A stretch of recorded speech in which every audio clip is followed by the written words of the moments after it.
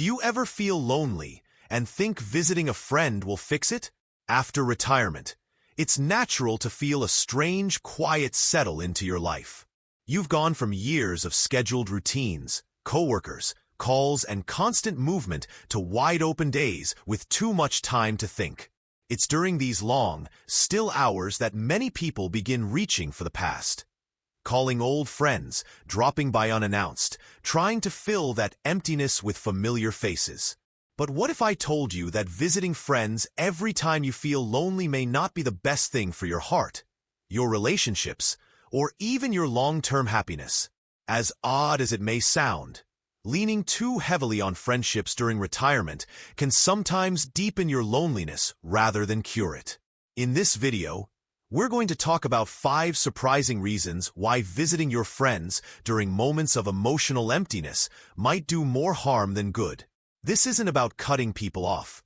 It's about understanding how to build a life that's emotionally stronger, more self-reliant, and ultimately more fulfilling, starting with how you manage your time, your energy, and your inner peace. Each of the 5 reasons we'll explore is based on real patterns seen in people navigating retirement and emotional health. And by the end of this video, you'll not only see yourself more clearly, but you'll also understand how to approach friendships in a way that helps you grow instead of cling. So stay with me. Don't turn away from this just because it sounds uncomfortable. Sometimes the hardest truths carry the greatest freedom. And if you haven't subscribed yet, now's a great time to do it so you don't miss the kinds of insights that help you stay mentally strong and emotionally steady in your next chapter. Let's begin. One of the most common mistakes people make after retirement is assuming that the answer to loneliness is to lean on friends the way they used to. But here's the thing. Friendships shift as we age, and if you're not careful, you might find yourself placing the weight of your emotional well-being on someone who never asked to carry it. When you're feeling lonely, visiting a friend might feel like a lifeline, but it can quietly create an unbalanced emotional dynamic where one person becomes a source of comfort and the other becomes an emotional crutch. Think about 2 men, Robert and Gerald, both 72 years old. Robert enjoys his quiet afternoons tinkering in his garage or reading at the library. He appreciates catching up with friends, but he's also content with his own company. Gerald, on the other hand, feels restless most days. Ever since retiring, he's been calling up old friends and showing up at their homes, hoping for a good conversation or some distraction. At first, it feels like connection, but over time, his friends start feeling pressure. They stop picking up every call. They make excuses. And Gerald, who already felt isolated, now feels rejected too. This cycle is more common than most people realize. When we turn to others to fix how we feel inside, it often backfires. Not because the other person doesn't care, but because they weren't prepared to take on that role. Relationships that once felt mutual begin to feel one-sided, and eventually, people start pulling away. Not because they don't like you, but because the connection no longer feels light or joyful. It feels heavy.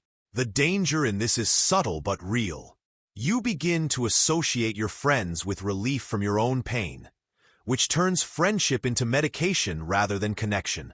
And when that dose isn't available, the loneliness comes back stronger than before. What's worse, this pattern keeps you from learning how to stand on your own 2 feet emotionally.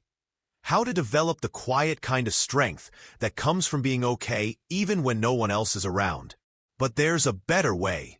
The key is to build your days with small routines that make you feel grounded on your own.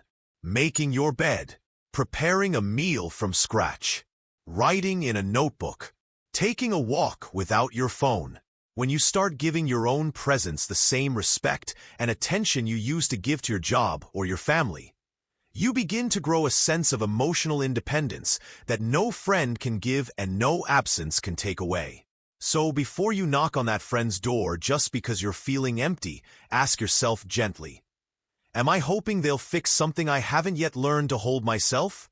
The answer might surprise you. And the awareness might just be the beginning of something stronger. After retirement, the days stretch longer than they used to. Your calendar opens up, your mornings slow down, and for the first time in decades, you're not tied to anyone else's schedule. That sounds freeing, and it is. But it also creates a strange mismatch between you and those around you, especially when they're not walking the same road. The rhythm of your life may now be out of sync with theirs, and that misalignment can quietly cause tension, confusion, or even distance. Take Marilyn and Lorraine, both 69.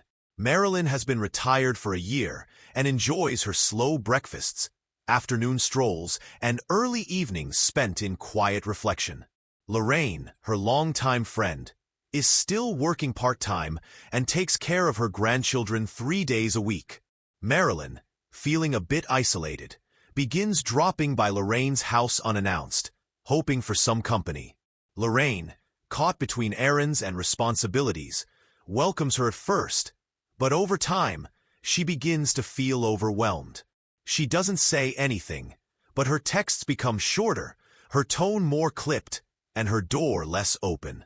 Marilyn, sensing a change, begins to feel rejected, without realizing she may have unintentionally been stepping into her friend's already full life at the wrong times. What many people don't talk about is how post-retirement life often creates invisible friction in friendships. While your time may now feel wide open, your friends may still be managing work, health appointments, caregiving duties, or even their own emotional recovery. If you visit them out of loneliness without checking in first, without understanding their rhythm, you may unknowingly interrupt their flow and create distance where you were hoping for closeness. There's nothing wrong with wanting company. We're wired for connection. But real friendship thrives when both people feel seen, respected, and free. And that includes respecting each other's pace, responsibilities, and boundaries. Try creating your own rhythm first. Set morning rituals, even if they're small. Volunteer once a week. Join a local class or community group. When your life has its own beat, you'll find that your visits to friends come not from desperation, but from abundance. And your friends will feel it too. They'll sense that you're not looking to be rescued. You're just looking to share a good moment together. If you're still watching this video and finding these insights valuable, leave a comment below to let me know you're here. And if you haven't subscribed yet, I recommend you subscribe and turn on the bell so you don't miss any videos. Your support helps us continue creating content to inform and inspire you. Now, let's move forward.